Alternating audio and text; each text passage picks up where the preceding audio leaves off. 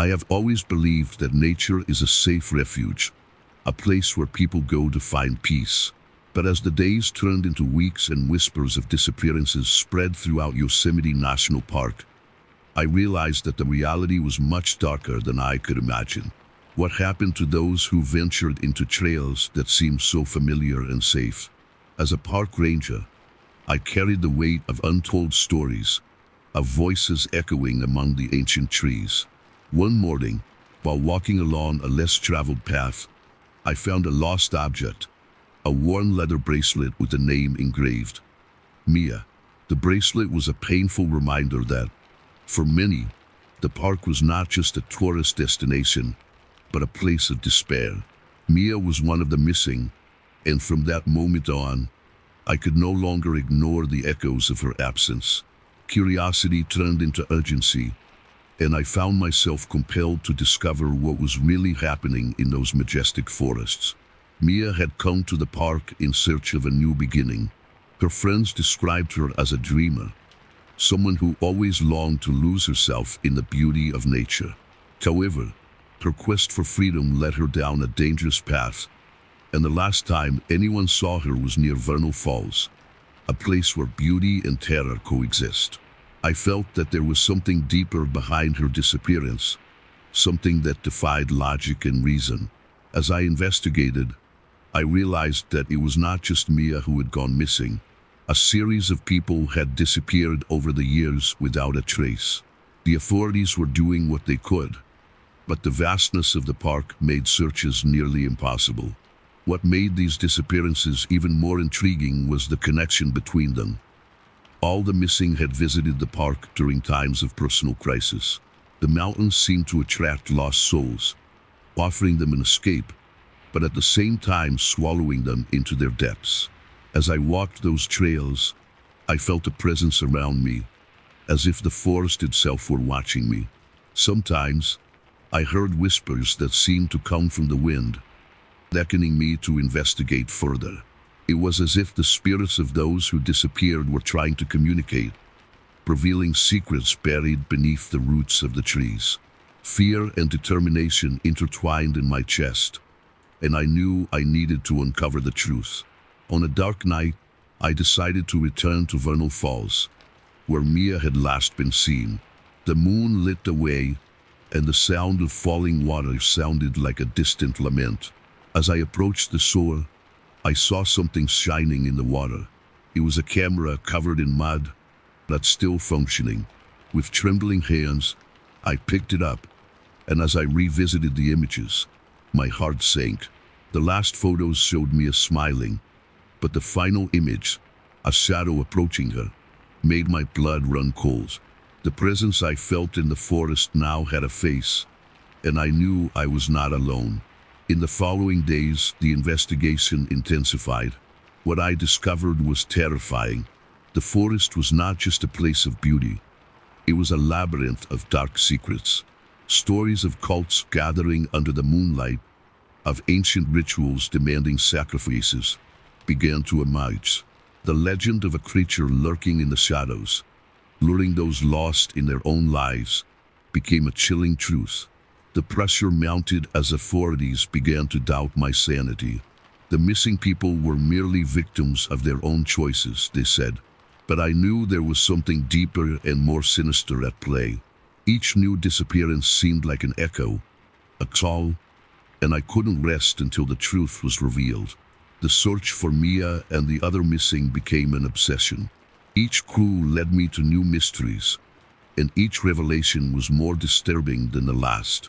The park, once a symbol of freedom, was now becoming a labyrinth of terror and uncertainty. My dreams were haunted by faces crying out for help and by a presence that followed me at every turn. Finally, on a stormy night, I decided it was time to confront the darkness. With a flashlight in one hand and courage in the other, I returned to Vernal Falls. The water bubbled furiously, and the wind howled like a lament. I called for Mia, and the answer came in the form of a distant echo. The shadow I had seen on the camera was closer now, and the atmosphere was charged with tension. What I would find there could change everything, or cost me my life. The truth was about to be revealed, and I was ready to face it. The voices echoing around me were not just those who had departed, but of all those still lost, crying out for justice amid the terrifying beauty of Yosemite. I was not just a park ranger. I was the guardian of their stories, and I was determined to bring them to light, no matter the cost. The storm roared around me, and the beam of my flashlight barely cut through the darkness enveloping Vernal Falls. Every step I took seemed to echo into an abyss of uncertainties, and fear began to seep into my mind. What was I hoping to find there? An answer? A resolution to Mia's story? Or something far more terrible? As I called for her, the water fell with a frightening force, and the wind carried voices that seemed to blend with the sounds of nature. I remembered the stories I had heard about the waterfall, about how many believed its waters were sacred, yet also dangerous. Some said they were a portal, a place where worlds intertwined. The idea that Mia might have been taken to a place beyond understanding made me tremble. And what if the forest was truly alive, capable of attracting and trapping those seeking refuge? It was then that, amidst the storm, I saw a figure in the distance. My heart raced, and for a moment, I thought it could be Mia. But as the figure approached, I realized it was not her. It was a tall man, wrapped in a dark cloak, his presence emanating an aura of mystery and danger. I looked around, searching for an escape, but the current of the waterfall seemed to hold me there. "Who are you?" I asked, trying to keep my voice steady despite the terror overwhelming me. "I am just a guardian of the stories that the forest holds," he replied, his voice deep and resonant, as if it came from the stones themselves. "You should not be here." His words resonated within me. He knew about the stories, about Mia, about the disappearances. Where is Mia? What happened to her? I needed answers. He smiled, but it was not a friendly smile. Mia sought what many seek in this place, an escape. But the forest does not shelter everyone. It demands a price. The weight of his words hit me like a blow. I remembered the other victims, the lost souls wandering those trails in search of freedom. What did the forest really want? And what was the cost of losing oneself in its beauty? "You cannot stay here," he continued, as if he could read my thoughts. "Your steps will take you to places you cannot imagine. And once you enter, it is difficult to return." Before I could respond, a thunder rumbled, illuminating the sky for a brief moment. The figure vanished with the light, as if he had never been there. Only his unsettling presence remained, and I realized I was not alone. The nature around me seemed to conspire against me. The branches of the trees moved like arms, and the sound of the water transformed into whispers. It was becoming increasingly difficult to distinguish between the real and the supernatural. I decided I needed help, so I returned to the city. But the darkness of the forest still lingered in my mind, and the figure of the man continued to haunt my thoughts. When I arrived in the small town near the park, I sought out an acquaintance, an old hunter named Jack. He was one of the few who knew the legends surrounding Yosemite. Upon finding Jack in a local bar, I could see the concern in his eyes as I told him about Mia and the disappearances. "You should not play with these things," he said, his voice low and grave. "Many who entered the forest in search of answers never returned. There are secrets there that were not meant to be revealed. But I can't just stand by while Mia and others are out there." I was determined, but Jack's words began to resonate. "What do you know about the connection between the disappearances?" Jack hesitated, looking over his shoulder as if he feared someone might be listening.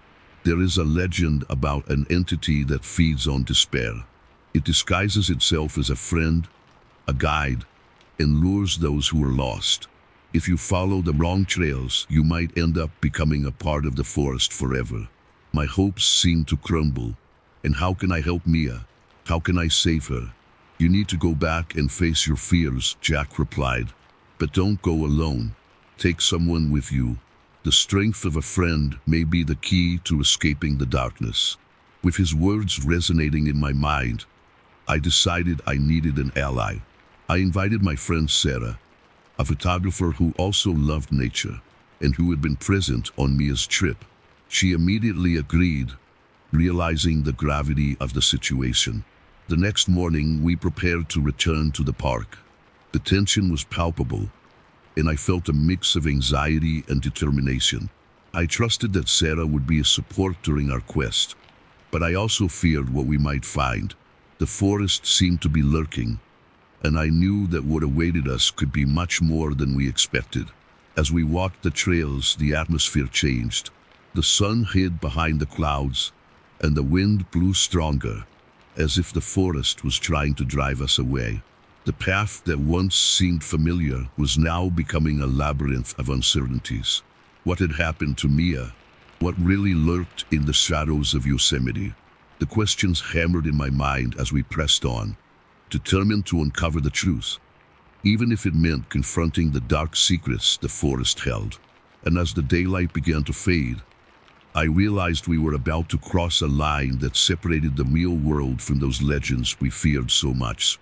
What awaited us at Vernal Falls could change everything, not just for us, but for everyone who had ever ventured into the enigmatic trails of the park. I knew the truth was closer than ever, and that the cost of discovering it would be higher than I could imagine. The forest felt alive, as if it was watching every move I made and Sarah's. With each step we took, the environment became more oppressive. The trees closed in around us, their canopies intertwining like the fingers of a giant hand, holding us in a suffocating embrace. The shadows danced on the leaf-covered ground, and the sound of the waterfall became a distant lament, almost as if it was calling for me. "Are you okay?" Sarah asked, a thread of concern in her voice.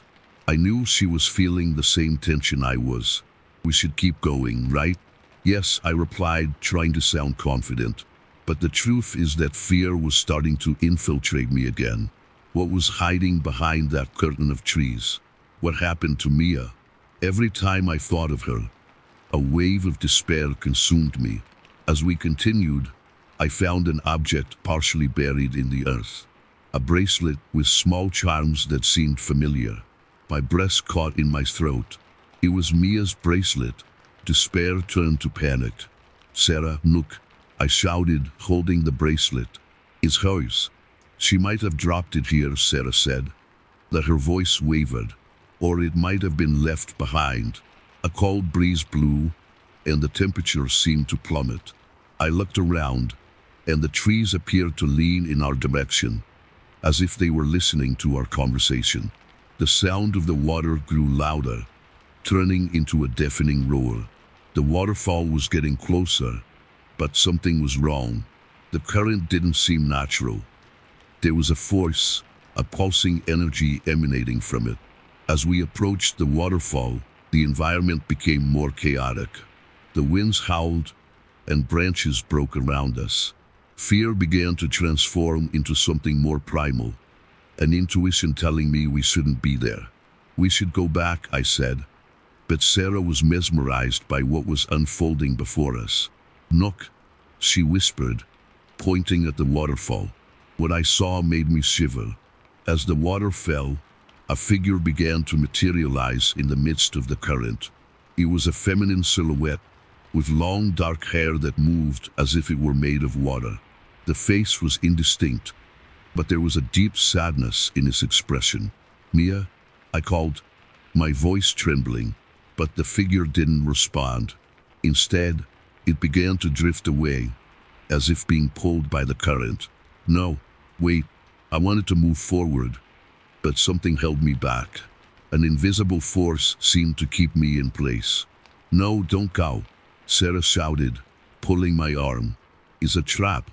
The figure in the waterfall began to distort. The eyes, although indistinct, seemed to look directly at me, as if they recognized my presence.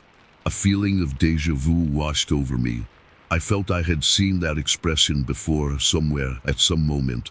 Then, the image dissolved, and a wave of uncontrolled water surged, almost knocking us over.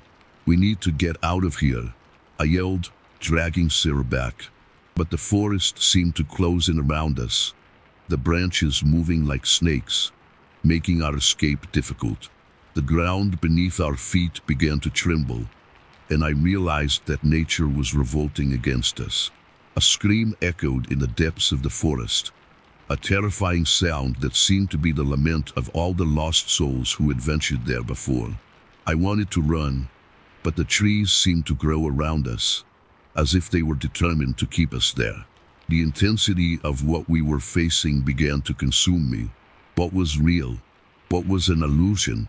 "Look," Sarah shouted again, and I followed her gaze. On the trunk of a tree, there were deep markings, inscriptions that seemed to tell a story. They were names, and among them I saw Mia's name. My heart sank. What did this mean? Was she trapped here, in the limbo between worlds? "This is a warning," I murmured, fear turning into despair. "We need to understand what's happening before it's too late." Jack's words returned to my mind. The forest demands a price. What did that mean for us? What would we have to sacrifice to free Mia and the others who were trapped there? The weight of responsibility began to feel unbearable. "Let's go." I pulled Sarah, and finally we managed to break free from the invisible pressure holding us. We ran back down the trails, but the forest was changing. Each step seemed to take us deeper into a labyrinth of shadows and whispers. Fear became a palpable presence, and I knew we were being watched. As we ran, I witnessed something horrifying. A hooded figure, similar to the man I encountered at the waterfall, stood in our way, blocking our path. His gaze was piercing, and I felt it was connected to everything that had happened. "You shouldn't have come here," it said, the voice echoing like thunder. "The forest does not shelter those who challenge it. You have already paid the price." Terror overwhelmed me, but at the same time, a growing determination began to form. I couldn't let Mia and those other souls remain trapped there. I had to find a way to confront this entity, no matter the risk. "We'll face this together," I murmured to Sarah, and she nodded, determined. I knew the battle wouldn't be easy, but now, more than ever, I was ready to uncover the truth, whatever the cost. The hooded figure before us seemed like a living shadow, emanating an aura of power that paralyzed me for a moment. My heart raced. I knew we couldn't back down. The forest had become a labyrinth of horrors, and the only way out was to confront the creature blocking our path. "You shouldn't have come here," the voice echoed again, and I felt a chill run down my spine. "The forest does not shelter those who challenge it. You have already paid the price." The words pierced me like sharp blades, and I realized there was something more behind that threat. "Who are you?" I shouted, trying to keep my voice steady. But as I looked at him, I realized he wasn't a stranger. Somewhere beneath the darkness of the hood, there was a face that was familiar to me. My stomach churned. You are one of them, aren't you? You're connected to all of this." He stepped forward, and the air around us seemed to condense. "I am the guardian, the link between this world and what lies beyond. And you, reckless youths, have toyed with forces you do not understand." "You know where Mia is?"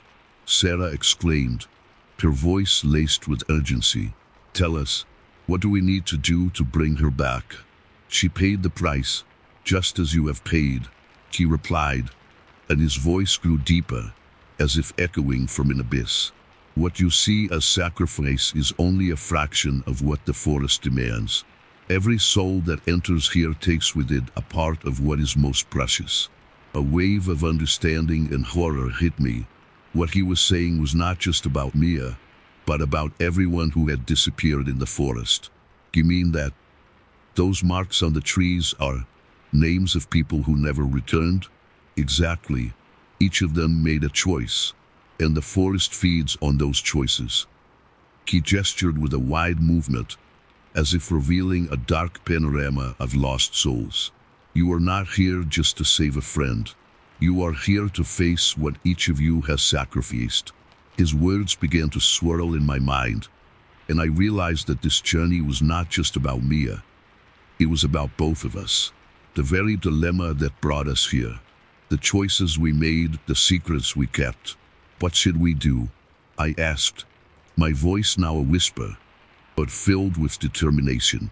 To free his soul, another must be given, he replied, and I felt the weight of truth in his words. But the choice is not yours. It is the forest that will decide. An awkward tension settled between us. What do you mean by that? I was about to panic, but Sarah's presence beside me gave me strength. We won't let this happen. We don't have to do this. But it's too late, he said, and his words seemed to drag like an echo. The forest has already chosen. At that moment, a wave of energy began to emanate from the waterfall behind us. The water rose, forming grotesque shapes that danced in the air, and I realized that the nature around us was becoming even more menacing. The trees seemed to writhe, as if reacting to the growing tension. No, I shouted, but it was too late. The current of the waterfall exploded in a frenzy of light and shadows. An invisible force pulled us closer, and I felt the ground tremble beneath my feet. It was as if the forest itself was preparing for a confrontation. You have a choice to make, the guardian said, now with a voice that resonated like thunder. But remember, the choice brings consequences. What are you willing to sacrifice? What is most important? Friendship, life, or the freedom of a trapped soul? We can't leave her here, Sarah shouted, her voice full of despair. Mia needs us. The hooded figure began to dissolve into mist, but his words continued to echo. The forest does not forgive. The choice will be made soon. Prepare yourselves. Then, the water of the waterfall exploded into a whirlwind of force, and I knew we were about to face something beyond our understanding. Panic turned into relentless determination. I could not allow Mia and the other souls to remain trapped there. We will face this together, I murmured to Sarah, and she nodded, her eyes shining with courage. We both knew that the battle would not be easy, and that what we were about to discover could change everything. If the forest demands a price, then we will fight for it, I declared, feeling a wave of adrenaline. We won't let fear dominate us. And so, with the roar of the waterfall in the background and the oppressive presence of the forest around us, we prepared for a confrontation that would change our lives forever. What was real? What was an illusion? In this game of shadows and sacrifices, the only certainty was that the truth was lurking, and that we would have to face it, no matter the cost.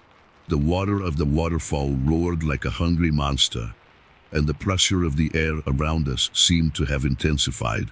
The hooded figure had disappeared, but his words still reverberated in my mind, like a persistent echo reminding me of the weight of choices. What was I willing to sacrifice? What really mattered?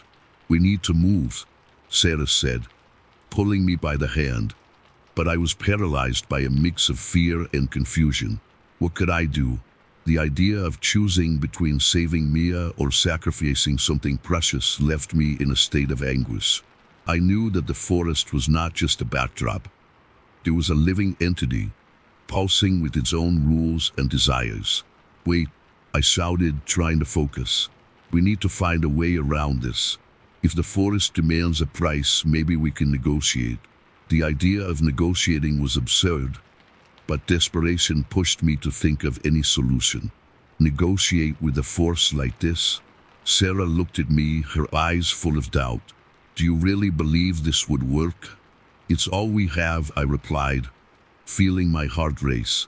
We need to understand what the forest wants from us.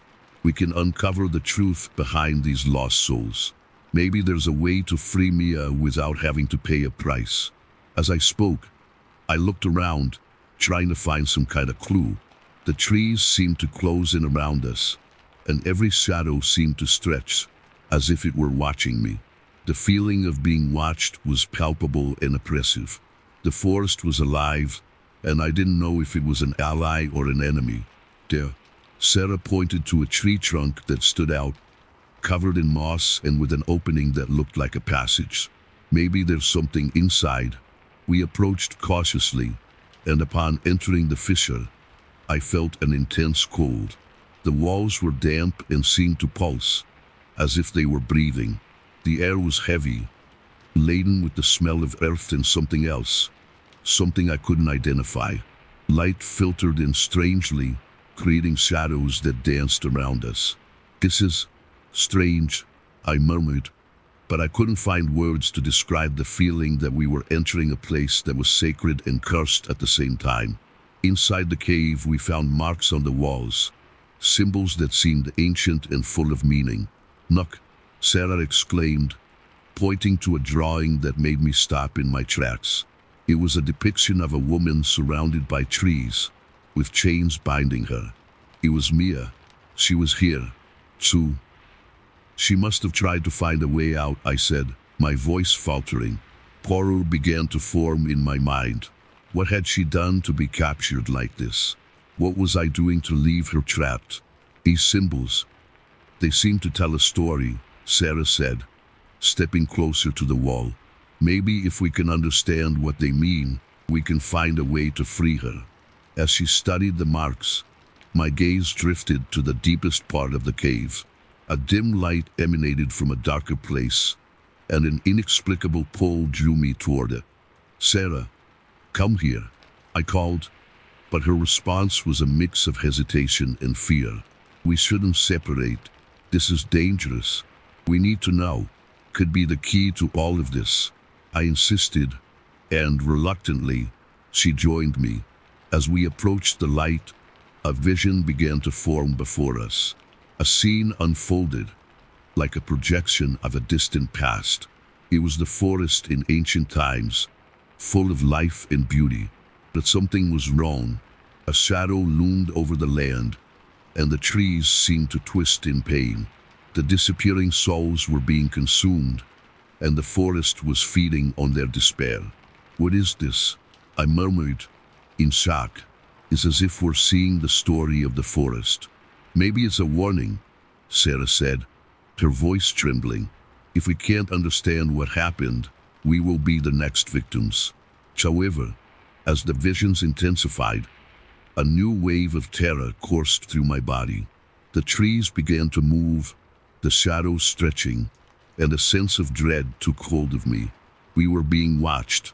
The presence that had confronted us before was not far away.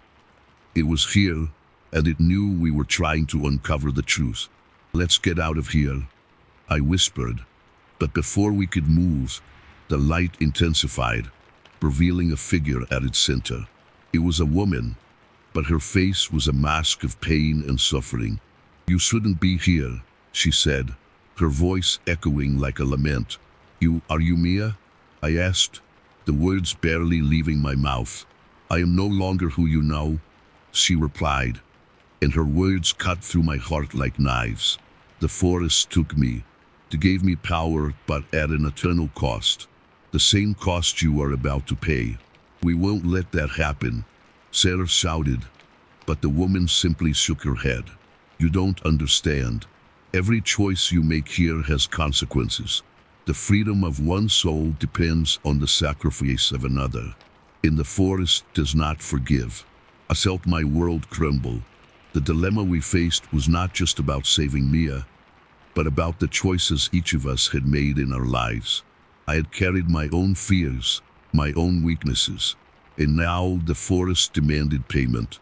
"We can't give up," I said, but my determination began to waver. "If there is a way to free her, we need to find it." The figure of Mia began to dissolve, and the cave walls started to vibrate. "The choice is yours. Remember, time is running out." And with that, she vanished, leaving only an echo of her pain. What was I willing to sacrifice? What was more important? The weight of the decision became unbearable. The forest was alive, and its claws were closing in on us. It was not just a fight for Mia's life. It was a fight for our own souls. And as the darkness approached, I realized that the answer was closer than I had imagined. But at what cost?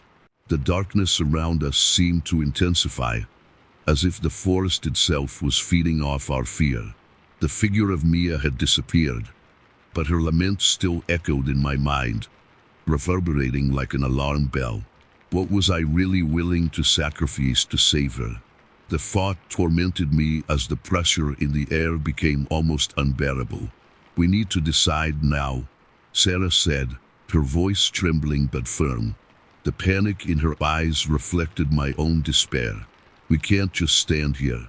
But what could I do? The image of Mia, trapped and suffering, haunted me. She was under the influence of that dark force, and the more I thought about it, the more I realized that the forest was not just a place. It was a being that fed on our weaknesses, on our fears. What if the choice we have to make is not between us and her? The idea hit me like lightning. What if the choice is between ourselves? What are we willing to sacrifice from ourselves to free her? Sarah's expression tightened, and I realized that the truth beginning to form in my mind was an unbearable weight. "Are you talking about sacrificing ourselves?" Her voice faltered, and I saw disbelief mixed with terror on her face. "Maybe that's what the forest wants," I replied, my voice trembling. The idea of sacrificing something as precious as our own lives or the freedom of our souls was a nightmare. And yet, the forest seemed to be pushing us toward this decision. If the forest demands a price, perhaps what it seeks is our own pain. The shadows around us seemed to move, as if they were listening to our conversation, as if nature itself was paying attention to our dilemma. The atmosphere pulsed with a palpable energy, and the feeling that we were being watched intensified. "No, I can't," Sarah began, but her voice was interrupted by a distant roar that reverberated through the cave walls, causing the ground to tremble beneath our feet. The sound was like a scream of pain, and I realized that the forest was reacting to our fear, feeding off it. "We need to find a way out," I said, trying to stay calm. But the truth was that terror was overwhelming me. What I really wanted was to flee, to leave all of this behind and never look at the forest again. But what about Mia? What would happen to her if we did nothing? "Look," Sarah exclaimed, pointing to the opposite wall. The symbols that had once seemed confusing were now beginning to form a narrative. These drawings, they speak of sacrifices. Someone always pays a price. But who? How can we know? I was on the verge of hysteria. The idea that Mia might be trapped in a cycle of pain and sacrifice left me paralyzed. What had I done to deserve this? And what if it was my fault? If I had done something different, maybe she would still be safe. The pressure was mounting, and I felt that the forest was ready to swallow us whole. "Sarah, we need to decide. If we do nothing, we will lose not only Mia but ourselves as well." The urgency in my voice was not just a call to action. It was a recognition that we were at a point of no return. What if the answer is to sacrifice a part of us?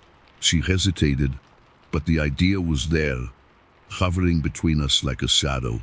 What if we need to give up something we love to save what remains?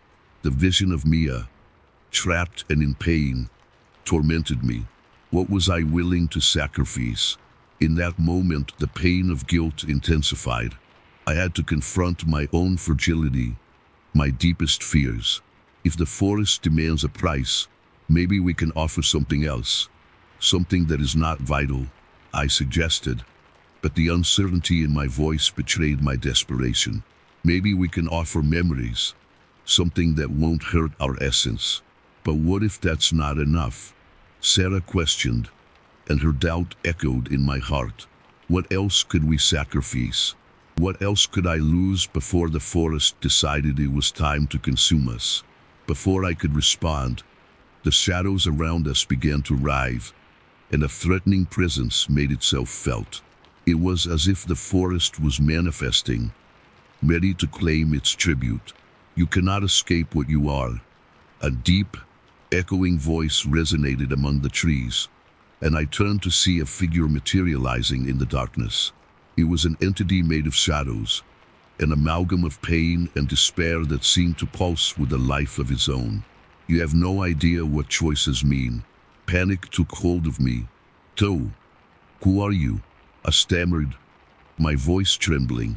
The figure approached and the pressure in my chest increased. "I am the forest," it said, and I could feel each word like a blow. "And I am what you fear. The choice is yours, but remember, every sacrifice brings consequences. What are you willing to lose?" Really? The weight of the decision became overwhelming. What was I willing to sacrifice? Mia's freedom? My own sanity? Sarah's life? I felt that at any moment, the darkness could completely engulf us. And as the shadow drew closer, I realized that the real battle was not just against the forest, but against myself. What could I do to save not only Mia, but also myself? The tension grew, and the shadows were about to close in. Time was running out, and a choice had to be made. I needed to act, but what was I willing to sacrifice? The presence of the forest became increasingly oppressive, and the dark figure before me pulsed with an energy that paralyzed me. "I am the forest," the echoing voice repeated, each word reverberating in the cavities of my mind. "And I am what you fear. The choice is yours, but remember, every sacrifice brings consequences. What do you want from us?" I shouted, adrenaline coursing through my veins. The image of Mia, trapped somewhere in the darkness, drove me to act. "What do you want us to sacrifice?" The shadow smiled, a gesture that brought no comfort but a chilling cold. "You have so much to offer. Fears, hopes, memories. Everything is food for me." The entity moved even closer, and I could feel its presence like a dense fog wrapping around my body. "No, we will offer nothing," Sarah shouted, her bravery manifesting in a cry that echoed through the forest's silence. I admired her for a moment, but the reality of the situation pulled me back. How could we fight against something so deeply rooted in the essence of the forest? "If you want something, then come and take it," I said, challenging the entity. "If you want a sacrifice, you will have to fight for it."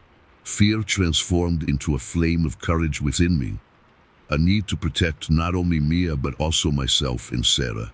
The shadow advanced, and with a wave of its ethereal hands, the forest around us began to writhe. The trees bent, the branches stretched like claws, and I knew that the confrontation unfolding was not just physical but a battle of wills. "You have no idea what you are saying," the entity growled, and suddenly, a strong wind began to blow, as if the forest itself was trying to push us away. The ground beneath our feet seemed to open up, revealing a pulsing darkness that promised to swallow everything. "What you are willing to lose will be your greatest fear. I will feed on it." The echoes of Mia, her cries for help, sliced through the air. I couldn't leave her, not while something inside me screamed to act. "We are stronger than you think," I declared, determination growing. "You may try to intimidate us, but we will not surrender." Sarah, at my side, grasped my hand, and in that touch I felt a connection. "Together," she exclaimed. It was a silent mantra that united us, and thus we began to advance, step by step, toward the shadow that threatened to consume us. The forest reacted, the branches moved, and the roots rose, trying to trap us. But we pressed on, each step a declaration of resistance. "Mia," I shouted, and the forest seemed to hesitate, as if her name held a power, a force that challenged the darkness. "Do you think you can save her?" the entity hissed, and I realized its voice was laden with contempt. "She already belongs to me. You cannot fight against the inevitable. She is not yours, and we are not weak," Sarah replied, her voice resonating with conviction. I could see her determination shining in her eyes, and it gave me strength. Focusing, I visualized Mia, her essence, her spirit. Mia, we are here. We are fighting for you. The energy around us began to change, and the presence of the forest seemed to waver, if only for a moment. That was enough. I closed my eyes and, with every fiber of my being, I channeled all the love, friendship, and hope I felt for Mia. The memories of shared laughter, moments of joy, and even the difficult times we had faced together began to glow in my heart.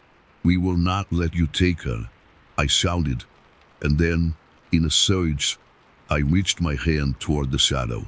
The light that emanated from me was intense, and the shadow hesitated, retreating slightly. What is this? The entity screamed, its form beginning to fade in the light I was invoking. The connection with Sarah strengthened, and I realized that together we were stronger than any darkness. Mia, you are stronger than this. Come to us. Sarah shouted too, and in that moment, I felt a response, as if Mia's very spirit was struggling to break free from the forest's grip. The shadow began to rise, and the pressure around me intensified. It was a titanic struggle, light against darkness, and I realized we were on the brink. What are you willing to lose? The entity growled, its voice now filled with frustration. I am willing to lose everything, I shouted, and in that moment the decision finally crystallized in my mind. I was ready to sacrifice my memories, my hopes, everything that made me who I was, if it meant saving Mia. With that determination, the light expanded, enveloping the forest in a blinding glow. I am more than you think, I declared, and with that, I felt the roots of darkness loosen, the pressure gradually easing.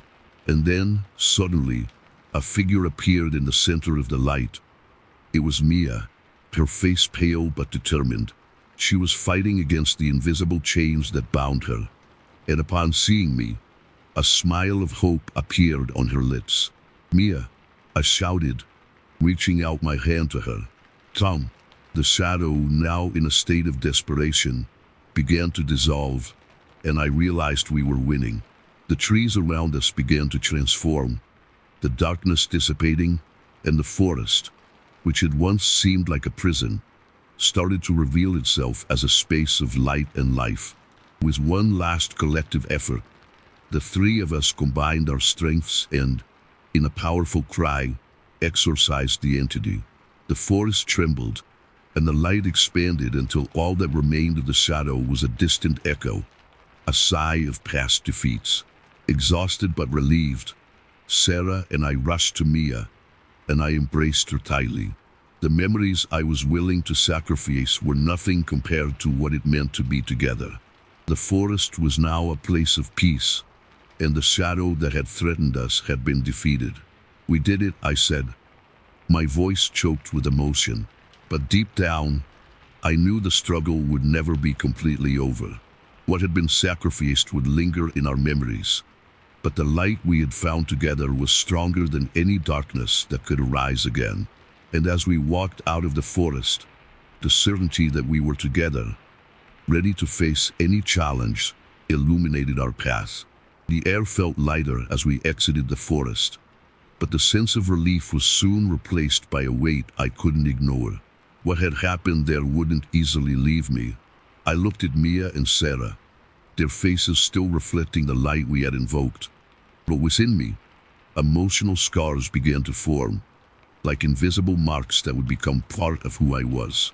The forest, which had once loomed like a wall of darkness, now seemed like an ordinary place, but its echo still resonated in my mind. I remembered the shadow, its hissing voice, and the promises of fear and sacrifice that surrounded me. There was something powerful and terrible in its words, a truth I could not ignore. Whatever it had been, it was not just a manifestation of terror. It was a reflection of our own insecurities, our personal demons that, in some way, had become flesh and blood. We are safe, Mia said, breaking the silence that hung between us. But her voice, though filled with relief, also carried a fragility I recognized. What we faced had left marks on all of us. I looked at her and then at Sarah. The memories of that struggle returned in flashbacks. The energy of the forest twisting around us. The darkness trying to consume us. I would not be the same anymore. The images of that confrontation would remain etched in my mind, like a film that could not be paused. The idea that something so evil could exist, something that fed on our fears, left an unsettling feeling that would not easily fade. As we walked down the path now illuminated by sunlight, the world around us seemed normal, but I knew my perception had changed. The trees gently swaying, the birds singing, everything seemed more vivid. But at the same time, there was an undercurrent of fragility. What was once a simple walk through the forest was now a constant reminder of what we had faced and what might still be lurking. That night, as I lay down, dreams didn't come. Only visions of the shadow and the struggle we fought. I could hear her voice echoing in my mind, reminding me that every sacrifice has consequences. The truth is I had sacrificed a part of myself in that confrontation, and that part would never return. I knew that Mia's memories would be the anchor that kept me steady, while the rest of me floated in a sea of uncertainties. Days passed, and life returned to normal, but normalcy was a mask. I saw Sarah and Mia trying to resume their routines, but there was a shadow hanging over us. Conversations were cut short by prolonged silences, and smiles were often followed by distant looks. There was a silent understanding among the three of us that we had shared something that united us, yet at the same time separated us. What we experienced in the forest was a secret known only to us, a weight each of us carried differently. And then, the mystery that seemed resolved began to unfold in new layers. One night, while we talked about what had happened, Mia mentioned a place we hadn't explored. What if there's more? She asked, her gaze distant. What if that shadow wasn't the only one? What if there are more secrets in the forest? The idea took hold of me like a shadow. I wanted to believe we were free, that we had defeated the darkness. But the seed of doubt had been planted. What had really happened? What did we not understand? What if the forest held other secrets, other entities waiting for the right moment to reveal themselves? I felt a chill run down my spine at the thought that the fight against what we knew could be just the beginning. The evil we faced could be lurking, waiting for the opportunity to manifest again. I wasn't sure if I could endure another battle. The cost of the first one had been too high. Whatever we had done, it was clear the forest had changed. Now it was a living entity, a place that knew our deepest fears. The scars that the confrontation left on me were not just emotional. They were physical too. I realized this when I looked in the mirror and saw the tired eyes, the face marked by sleepless nights, and the mind consumed by unanswered questions. It wasn't just the forest that had its truths. I had mine as well. And as we moved away from that place, I knew that the scars we carried in our hearts and minds would define us forever. There was a new reality I needed to accept. The fight against the darkness was not an isolated event, but a part of me that was now inseparable from who I had become. And so, as the forest faded from our rearview mirror, I realized that the true challenge was just beginning. The mystery would never be fully resolved, and the shadows would remain, even if invisible. We were survivors, but the experience had changed us. From that night on, no matter how far we went, the forest would always be with us, and the scars it left would be a perpetual reminder of what we faced and what we might have to confront again. That journey through the forest left me in a state of reflection that I couldn't ignore.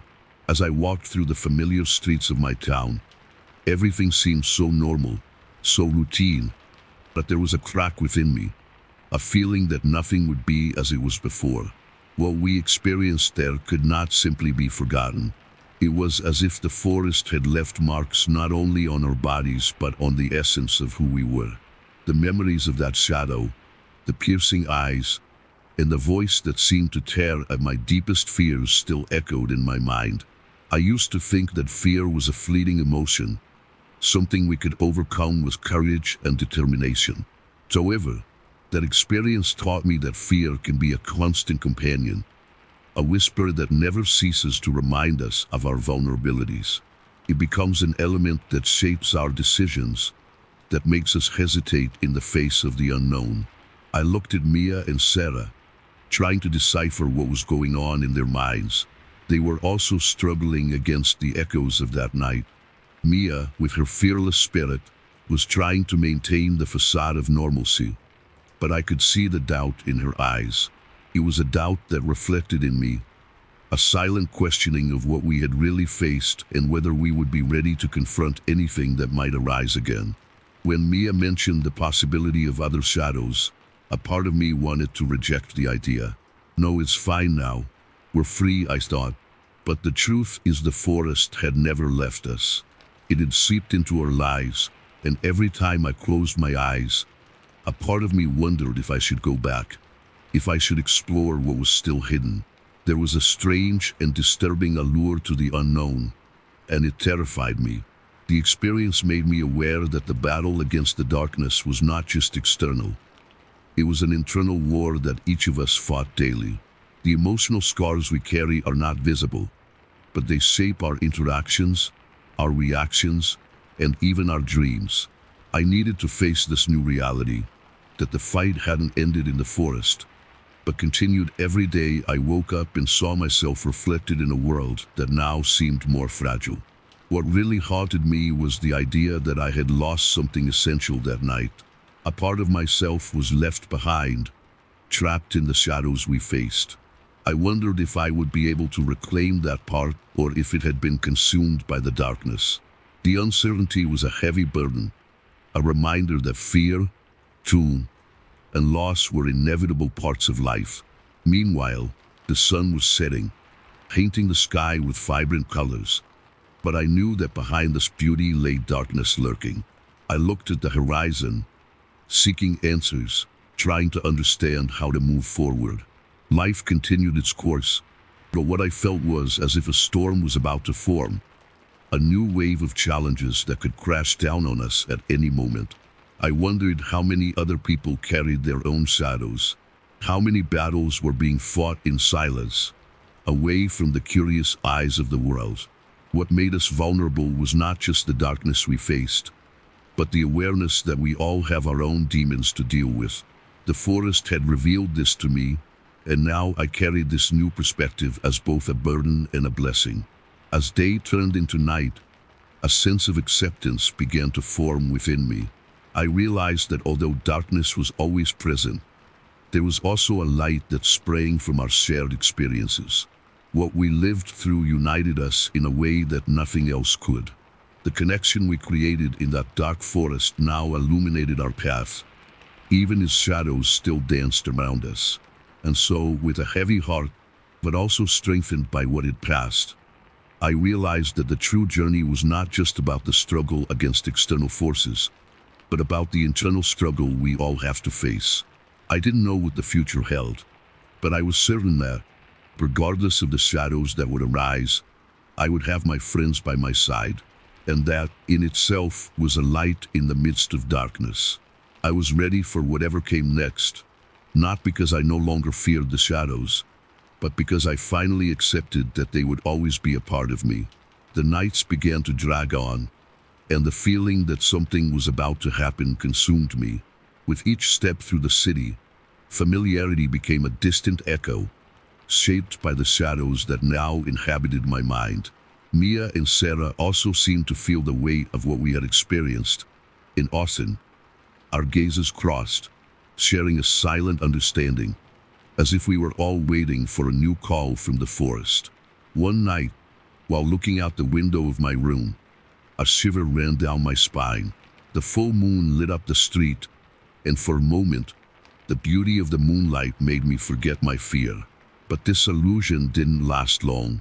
A familiar whisper invaded me, as if the forest were calling, evoking the memories of that terrible night. The desire to return, to understand what had been lost, became almost unbearable. The next day, I decided I could no longer ignore that feeling. I invited Mia and Sarah for a new expedition. They hesitated, but the idea of facing our fears together seemed a comfort. Armed with flashlights and courage, we headed into the forest once more, each step bringing us closer to the unknown. As we entered the darkness, the air felt thicker, as if the forest was alive, breathing around us. The familiar path now seemed twisted, and I couldn't shake the feeling that something was different. Soon, we found the clearing where everything had begun, and a heavy silence enveloped us. Mia murmured, "Why did we come here again? We need to face what haunts us. We need to understand." I replied, trying to convince myself as much as them. But as the shadows lengthened, I realized that the forest was not the only place where darkness resided. It was within us, fueled by fear and doubt. And then, something moved among the trees. A biting chill in a presence that was not human manifested, and laughter echoed, deep and resonant. I looked at my friends, terror etched on their faces, but what I felt was different. It was a mix of fear and a strange relief, as if we were finally confronting the source of our pain. "You've come back," the voice whispered, and a figure emerged from the shadows. It was not just any creature, but a distortion of what we had seen before. Its eyes glowed with their own light, and the laughter transformed into a scream that seemed to cut through the air. Panic overtook us, and we began to retreat, but I couldn't take my eyes off that figure. It felt familiar, as if it were a reflection of ourselves, of our deepest fears. What the forest had revealed was not just external shadows, but the demons we carry within us. Suddenly, the shadows began to materialize behind us, forming an impenetrable wall. "Do you think you can escape who you really are?" The voice resonated, echoing in our minds. We knew it couldn't be true, that we were more than just fear and insecurity. But before we could react, the figure lunged toward Mia, and everything turned to chaos. I screamed, but the sound was drowned out by a deafening roar. Sarah and I tried to pull Mia back, but the darkness closed in around us, and in an instant, everything went silent. I looked around, the clearing now empty. Mia had vanished, and with her, part of us. Despair overwhelmed me, and I realized that the forest had taken more than just a night of horror. It had consumed one of us. What remained was a sense of loss and a profound understanding that darkness could not be ignored. And now, as the moonlight began to fade, I knew the fight was not over. What we experienced that night was not just a nightmare. It was a reality that continued to haunt us. As I looked at the darkness surrounding us, I realized that even in our quest for answers, the forest would always have the last laugh. I had returned, but there was no escaping. The shadows were not just a part of the forest, but a part of me. And with each breath, I felt the darkness was closer, ready to claim what little remained of us. If you've ever faced your own shadows, if you felt the weight of loss and doubt, share your story. Together we can confront what haunts us. Don't let the darkness win. Like this video and subscribe for more stories that challenge us to look into the unknown. The struggle continues, and each of us carries our own shadows.